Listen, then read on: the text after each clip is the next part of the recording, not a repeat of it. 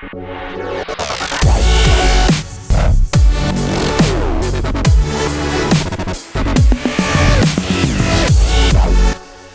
I think in times of crisis, and that was a time, certainly a huge time of crisis for me, is when God is able to get our attention most. And I'm extremely grateful for those times. I actually have a tattoo on my arm that I put there. If you could see it, it says freedom and surrender. And the scripture reference, Psalm 118:5. And freedom and surrender is something that I live by now, because I realize when the pressure is on and when things get challenging, it's when God is trying to do something special in my life.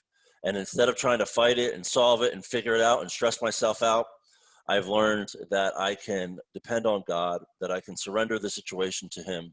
And he always, always, always comes out and makes it much, much better than I ever could hope or imagine.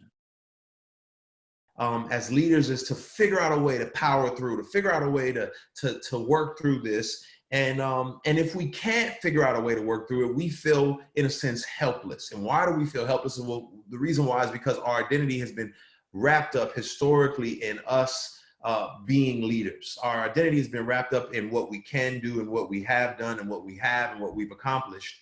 And oftentimes in circumstances like this, when stock markets crash and when societies crumble, you see leaders lose their sense of worth and identity.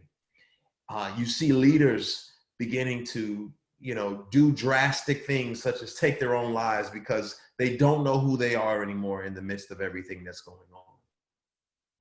And in this current climate, as a leader, you're either tempted to plow through everything, or you're tempted to give up and say, I don't know what to do. And I would suggest that this is not the time to quit.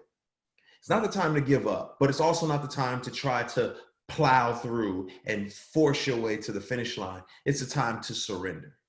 This is a time to surrender to a power greater than us. It's time to surrender to a truth greater than ourselves. It's time to look outside of ourselves and say, what is my why, right? And if my why is garnering and making as much money as possible, then my why is too small. If my why is trying to be the biggest, the most successful, then my why is too small. If your why is not greater than you, if you're at the center of your why is too small.